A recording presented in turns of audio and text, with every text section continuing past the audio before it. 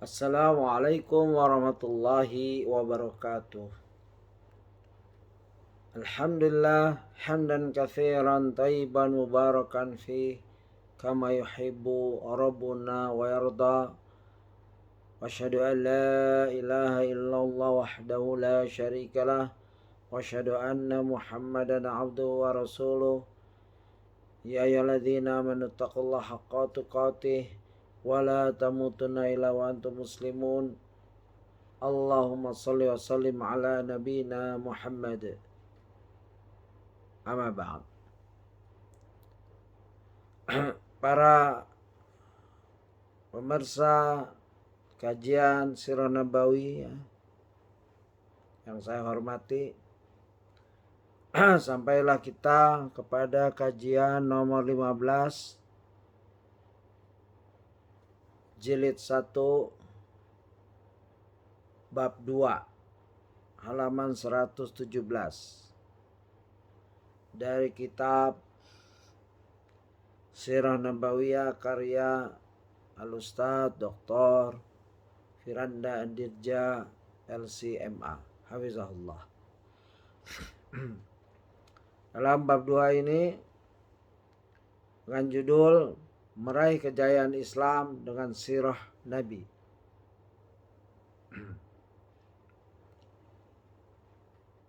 Kondisi umat Islam saat ini. Beliau memulai dengan kondisi umat Islam saat ini. Kita baca saja. Para pembaca yang budiman, mempelajari sirah Nabi Muhammad SAW adalah hal yang sangat penting di setiap zaman. Terlebih lagi di zaman kita saat ini yang dilanda oleh berbagai perpecahan, konflik, dan disorientasi moral ataupun sosial. Tentu kondisi semacam ini merupakan krisis serius yang sedang dialami oleh umat Islam. Kita dapat saksikan bahwa realitas umat Islam saat ini masih jauh dengan gambaran umat Islam yang disifatkan oleh Allah Subhanahu wa taala dalam firman-Nya, Kuntum khaira ummatin ukhrijat lin-nasi ta'muruna bil ma'ruf wa tanhauna 'anil munkari wa tu'minuna billah.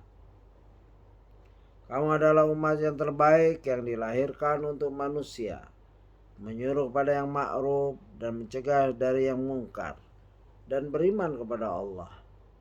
Quran surat Ali Imran ayat 110. Juga firman Allah Subhanahu wa taala, wa kadzalika ja'alnakum ummatan wasatan litakunu syuhada'a 'alan nasi wa yakuna ar-rasulu 'alaikum syahida. Wa kadzalika ja'alnakum ummatan wasatan litakunu syuhada'a 'alan nas litakunu syuhada'a 'alan nasi wa yakuna ar-rasulu 'alaikum syahida. Dan demikian pula kami telah menjadikan kamu umat Islam, umat yang adil dan pilihan, agar kamu menjadi saksi atas perbuatan manusia, dan agar Rasul Muhammad SAW menjadi saksi atas perbuatan kamu. Surat Al-Baqarah 143. Kita lanjutkan, beliau menulis, kondisi umat Islam saat ini mengalami kemunduran dalam segala bidang. Sebagai contoh, dalam bidang militer, kita dapati persenjataan negara-negara Islam ternyata lebih sedikit dari negara-negara yang memerangi mereka. Demikian pula dalam bidang ekonomi, kita dapati ekonomi negara-negara Islam mengalami kemunduran yang pesat. Padahal potensi yang ada pada negara-negara umat Islam sangatlah besar, baik berupa sumber daya manusia maupun sumber daya alam, seperti minyak bumi, mineral, dan hasil bumi lainnya. Bahkan negara-negara Islam pun terkenal dengan penguasaan jalur lautnya. Namun dengan potensi yang sedemikian besar, lantas mengapa kemunduran masih saja menggerus negara-negara Islam? Beliau melanjutkan, Demikian pula dalam hal persatuan, kita saksikan tidaklah ada dua negara Islam yang berdampingan kecuali terjadi konflik perbatasan di antara keduanya. Bahkan dalam bidang akhlak, keadaan umat Islam pun sangatlah menyedihkan.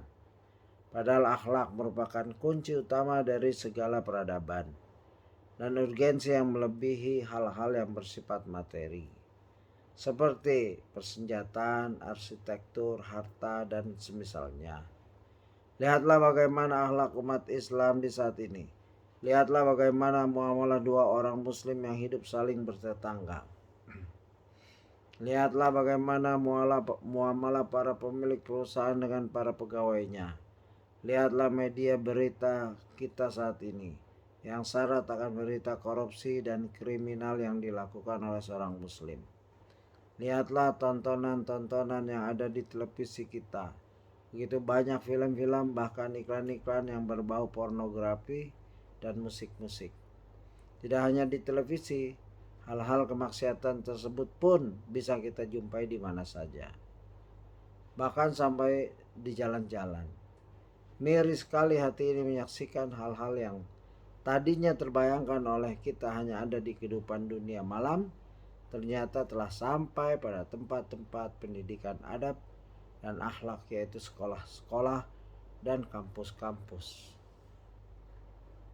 Beliau Ustadz Dr. Firanda Andirja melanjutkan tulisannya dalam bukunya. Tentu kondisi ini tidak menafikan akan gembiranya kita ketika melihat kondisi sebagian kaum muslimin yang membahagiakan. Pondok-pondok dan rumah-rumah tahfidz semakin semarak. Wanita-wanita kaum muslimin semakin banyak yang berjilbab. Banyaknya artis-artis yang sadar dan berhijrah. Banyaknya praktis riba yang sadar lalu bergabung dalam komunitas-komunitas anti riba. Kantor-kantor pemerintahan yang masjid-masjid dan musola-musolanya penuh ketika tiba waktu sholat. Banyaknya komunitas dokter yang mengadakan kajian rutin. Bahkan manajemen rumah sakit. Selain itu wawasan keislaman yang semakin tersebar. Kalau dahulu haramnya musik merupakan perkara yang asing dan aneh, namun sekarang berita akan haramnya musik sampai ke telinga-telinga para pemusik. Demikian pula haramnya riba sekarang sampai ke telinga-telinga para praktisi riba. Alhamdulillah, itu tulisan beliau. Alhamdulillah, ya, kita saksikan alhamdulillah. Lalu beliau melanjutkan, kalau dahulu sepertinya mustahil ada pembahasan riba masuk di TV nasional. Namun sekarang pembahasan haramnya riba pun dibahas di skala nasional. Kalau dahulu pembahasan syiriknya percaya kepada dukun merupakan pembahasan yang langka. Sekarang masyarakat dengan ramai-ramai mencela pawang hujan yang sok menjadi pahlawan dalam event internasional untuk menghentikan hujan. Namun kemajuan nilai-nilai keagamaan tersebut ternyata menjadikan banyak kaum liberal atau kaum munafik yang ber-KTP muslim, ya, namun dadanya membenci syariat Islam, yang gerah dan memberontak. Mereka pun semaksimal mungkin menolak semua kemajuan tersebut dengan memberi label kemajuan nilai-nilai Islam tersebut dengan label radikal, label anti budaya dan kearifan lokal, dan label-label yang lainnya. Namun sebagaimana dikatakan dalam pepatah Arab, surahu ala qadaril alam, kerasnya teriakan berdasarkan kadar pedihnya rasa sakit. Ya, ini Ustaz Firanda mengutip pepatah. Kemajuan nilai-nilai Islam yang masuk dalam seluruh lini menjadikan rasa sakit semakin menjalar di seluruh tubuh mereka. Ya, ini benar ya. Mereka tidak ada jalan lain kecuali memfitnah.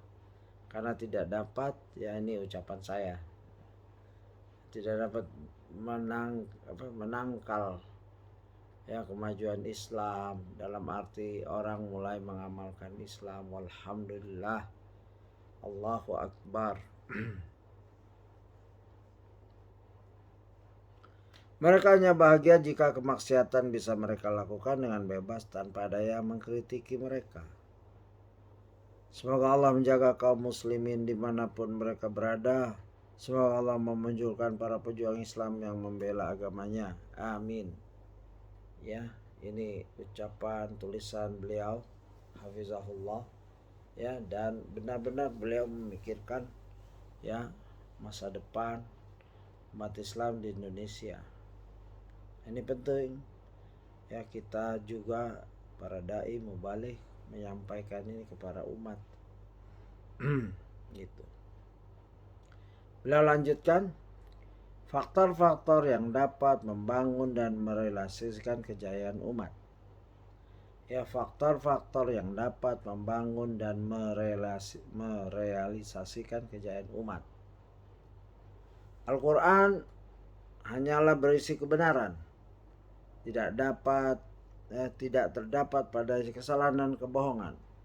Bahkan maklumat yang diragukan sedikit pun. Ini tulisan beliau. Ya, kita harus yakin ya Al-Quran benar. Tidak ada keraguan. Ya, begitu. Al-Quran telah menyatakan bahwa kuntum khaira ummatin ukhrijat linnas. Kamu adalah umat yang terbaik yang dilahirkan untuk manusia. Surat Ali Imran ayat 110. Dan bahwa wa kadzalika ja'alnakum ummatan wasatan. Dan demikian pula kami telah menjadikan kamu umat Islam umat yang adil. Al-Baqarah ayat 143. Jadi, ya beliau melanjutkan tulisannya. Jadi, ketika ternyata realitas yang kita dapati adalah kemunduran yang dialami oleh umat Islam dalam berbagai aspek, maka yakinilah bahwa bukanlah Al-Quran yang salah menyatakan, ya, bukan Al-Qurannya yang salah menyatakan hal itu, melainkan kitalah, manusialah sebagai umat Islam yang belum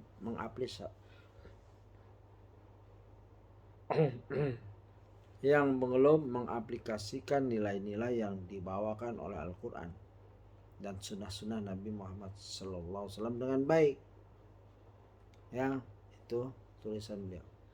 Ya benar, manusianya, umat Islamnya yang lemah, yang tidak menerapkan nilai-nilai luhur, nilai-nilai kebenaran yang ada di Al-Quran dan As-Sunnah. Begitu.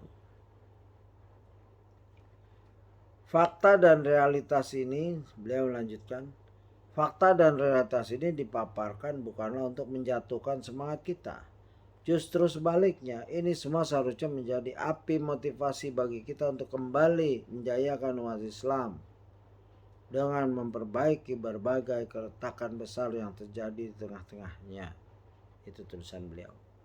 Ya benar, mengungkapkan kelemahan umat Islam bukan untuk menjadi putus asa, bukan, tapi untuk memberi semangat para pejuangnya, para ulama, para duat, para mubaligh umat Islam, para pendidik, praktisi pendidik, begitu ya. Ini dari saya. Beliau melanjutkan, sungguh besar harapan kita akan kembalinya kejayaan umat Islam. Bahkan kita harus meyakini hal itu dengan sebenar-benarnya. Karena demikianlah janji Allah Subhanahu wa taala kepada kita dalam firman-Nya, inna lanansuru rusulana walladzina amanu fil hayatid dunya wa yawma yaqumul ashhad. Sungguhnya kami pasti menolong rasul-rasul kami dan orang-orang yang beriman dalam kehidupan dunia dan pada hari berdirinya saksi-saksi, yaitu hari kiamat. Quran surat Ghafir ayat 51.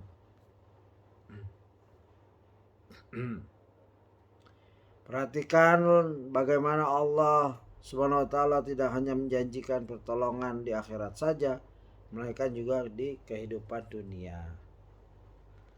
Dan demikian pula janji Rasulullah SAW kepada kita dalam sabdanya, Inna allaha zawalil arda ra'aitu masyariqaha wa magharibaha wa inna ummati sayablugul mulkuha ma zuyali minha. Yang artinya, Sungguhnya Allah menghimpun bumi untukku, hingga aku mampu melihat timur dan baratnya. Dan sungguh kekuasaan umatku akan mencapai bagian-bagian bumi yang telah dihimpunkan untukku tersebut. Ini dalam hadis riwayat Muslim 2889. Gitu.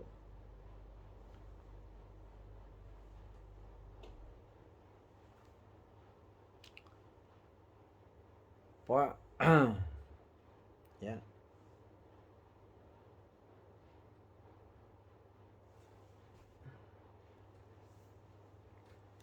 Poin pertama, beliau melanjutkan tulisannya.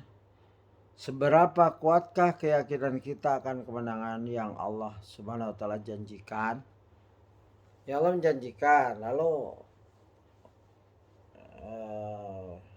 yakin nggak gitu? Beliau melanjutkan, ada sebuah kisah menakjubkan terjadi sebelum meletusnya pertempuran Al-Ahzab atau juga disebut Al-Khandaq, yang ketika itu kaum muslimin di Madinah dikepung dari berbagai penjuru oleh musuh yang berjumlah sekitar 10.000 pasukan. Saat penggalian parit yang akan dibentengi yang akan membentengi kota Madinah agar tidak bisa dimasuki oleh musuh, ada sebongkah batu besar yang menghalangi para sahabat untuk melanjutkan penggalian parit. Rasulullah SAW pun menghampiri batu tersebut, lalu menghantamnya dengan cangkulnya, lantas bersabda, Allahu Akbar, u'titu mafatihah Syam, wallahi inni la ubasiru qusuraha al-humra as-sa'ah. Allahu Akbar, sungguh aku telah diberi kunci-kunci perbendaharaan Syam. Demi Allah, aku benar-benar sedang melihat istana-istana merah mereka pada saat ini. Kemudian beliau SAW menghantam batu besar tersebut untuk kedua kalinya, lantas bersabda, Allahu Akbar, u'titu mafatiha farisin, wallahi inni la ubasiru qasra al-madaini abyada.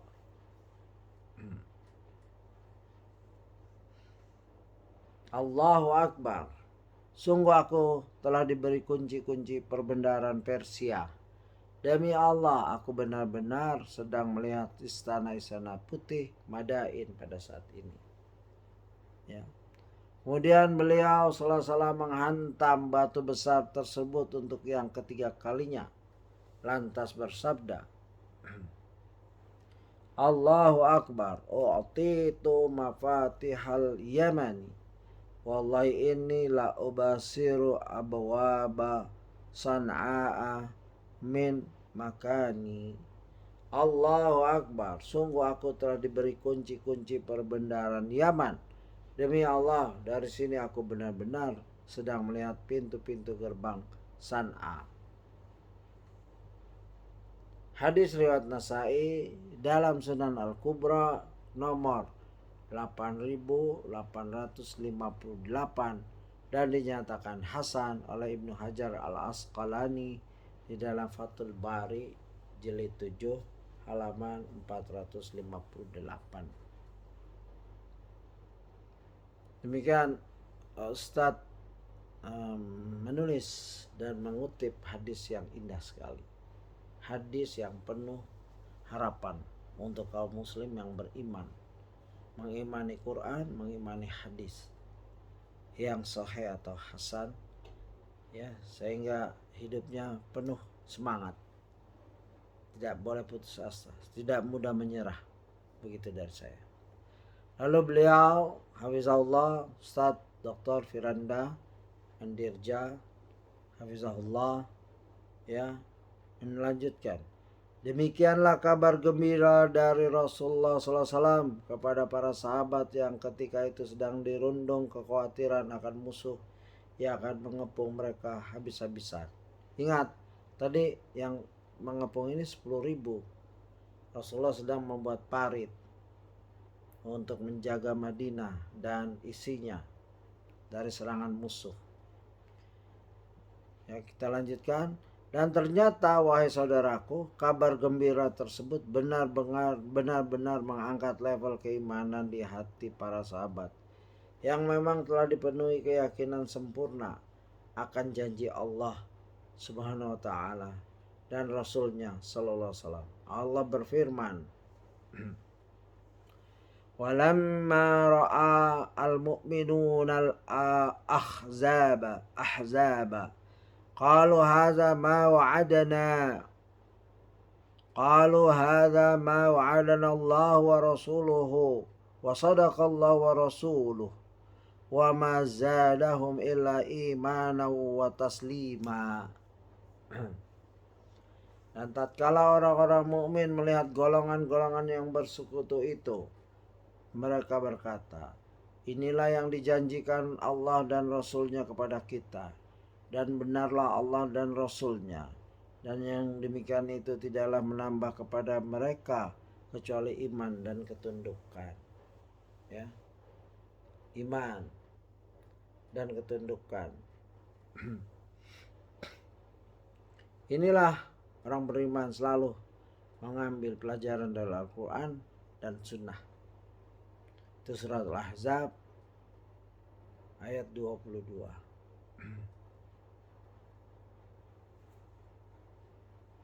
Kita lanjutkan.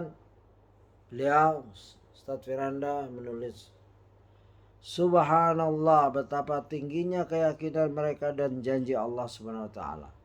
Meskipun sedemikian genting dan sulitnya kondisi yang sedang mereka hadapi, ya, mereka sedang menggali parit karena dikepung, ya.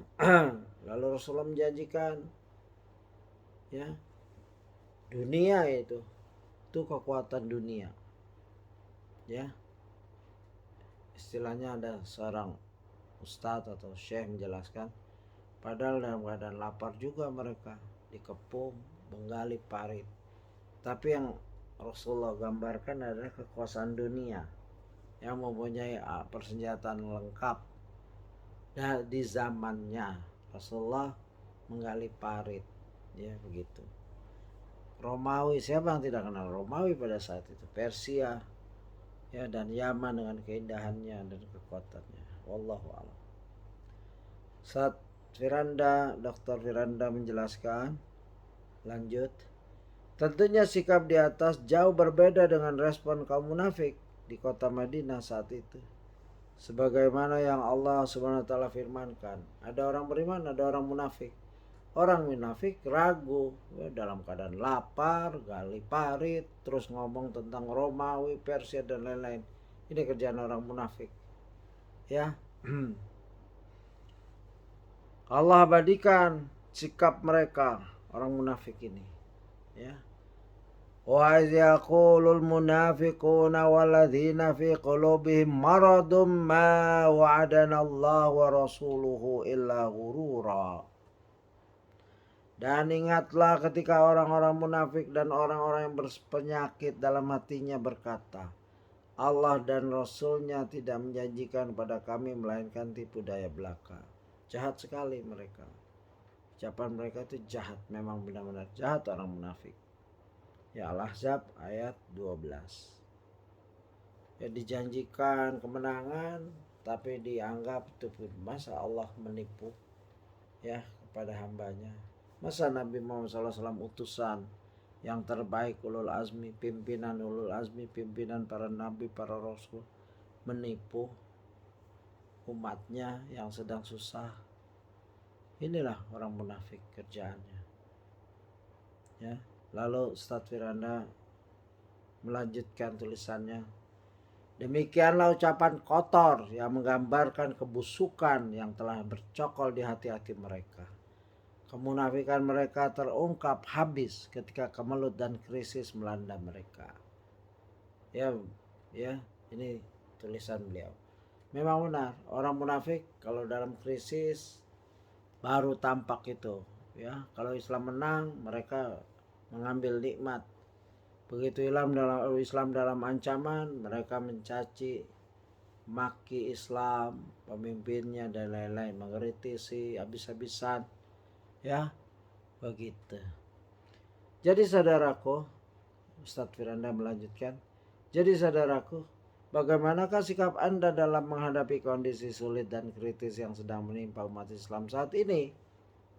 Apakah Anda akan bersikap seperti para sahabat yang tetap berusaha sebaik-baiknya sembari meyakini sepenuhnya akan janji Allah Subhanahu wa taala? Jangan sampai kita termasuk kaum munafik yang luntur, habis keimanan dan keyakinannya saat menghadapi kondisi-kondisi yang sulit. Nah, ini pertanyaan bagus sekali dari seorang ustadz, doktor, ya, cerdas pertanyaannya. Ya, tanyakan diri kita, ini kita bagian yang mana nih? Jangan-jangan kita, na'udzubillah, bagian dari orang munafik. Pekerjaannya mengkritik saja tentang Islam. Ya, Islam mundur, Islam kuno, Islam ini, Islam itu, mana buktinya? Gak ada kemenangan, orangnya miskin-miskin, bodoh-bodoh, begitu. Ini orang munafik begitu. Tapi pejuang para sahabat dalam keadaan lapar, dalam keadaan dikepung, mereka yakin dengan firman Allah dan sabda nabinya.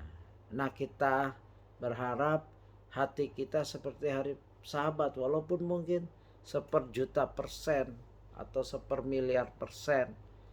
Ya, ada keyakinan bahwa Islam akan menang. Gigih tetap mendakwahkannya, mempelajari ilmunya, membaca hadis-hadis, membaca Quran, membaca hadis, menghafalkan kalau mampu, menghafalkan Al-Quran, ya begitu, menghafalkan hadis, mengamalkannya, mengajarkannya, membuat sekolah yang kaya, bergandengan tangan dengan para ustadz, ya, membangun pondok-pondok tahfiz, membangun pondok-pondok yang berakidah, ya, yang jernih, akidah salafus saleh dan bermanhaj salafus saleh.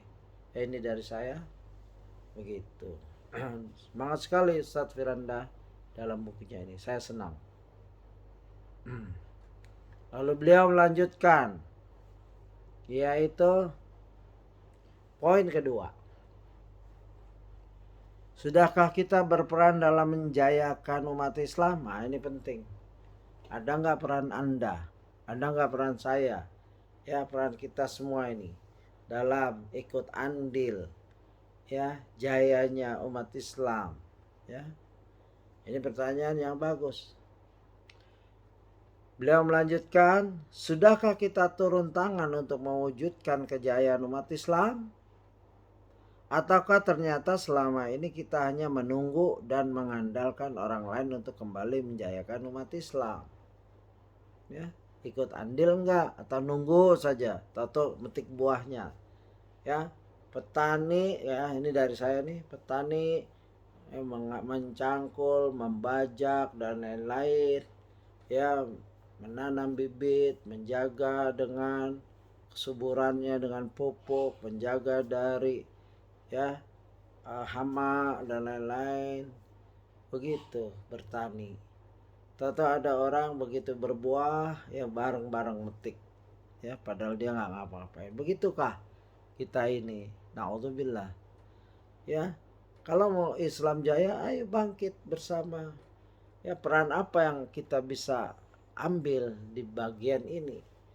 Sekecil-kecilnya peran kita maksimalkan tenaga kita, kemampuan kita, pikiran kita, harta kita, jiwa kita, waktu kita, ya, untuk kemajuan Islam, ya, ilmu kita, begitu. Jangan nunggu leha-leha, ngopi-ngopi, toto Islam menang, wah paling gembira, paling depan, ya, seakan-akan pahlawan. Tapi Allah mah tahu orang-orang munafik memang begitu. Ya, kalau ghanimah duluan, kalau penderitaan kabur. Ya, begitu. Ini tulisan beliau, kita lanjut. Itu dari saya semua. Ya, silakan dicek mana yang dari Ustadz Firanda di tulisannya dan mana yang dari saya. Ingatlah saudaraku bahwa Allah Azza wa Jalla berfirman, kuntum khaira ummatin ukhrijat linnas Kamu adalah umat yang terbaik yang dilahirkan untuk manusia. Ali Imran 110. Allah Azza wa Jalla juga berfirman, kullu nafsin bima kasabat rahinah. Tiap diri bertanggung jawab atas apa yang telah diperbuatnya. Al-Mudathir 38. Ya, kita masing-masing akan membawa amal perbuatan kita dan bertanggung jawab dunia akhirat. Ya, demikian buku ini saya akhiri di bab kedua, awal-awal bab kedua, yaitu sampai di halaman 126. Ya. Allah Ta'ala juga berfirman, kita habiskan di halaman 126 ini. Jadi tidak ada alasan bagi kita untuk saling menyerahkan tanggung jawab dan peran besar ini.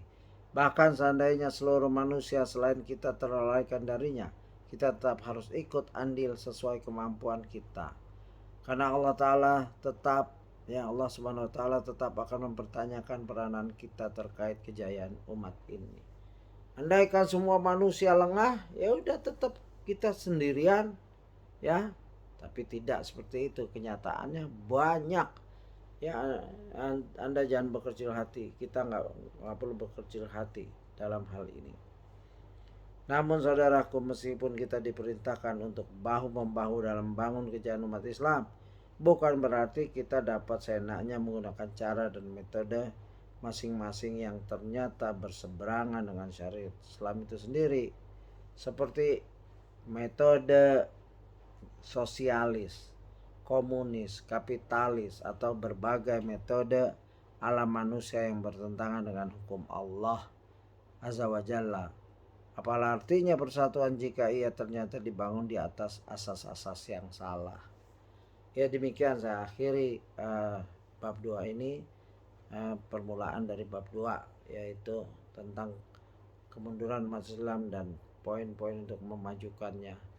Semoga Allah meridhai tulisan ini dan bermanfaat untuk kaum muslimin dan muslimat, dan untuk diri saya dan keluarga dan masyarakat, dan yang membaca tulisan karya Ustadz Dr. Firanda Dirja LCMA Hafizahullah. Demikian, subhanakallahumma wa bihamdika asyhadu an la ilaha illa anta astaghfiruka wa atubu ilaik. Assalamualaikum warahmatullahi wabarakatuh.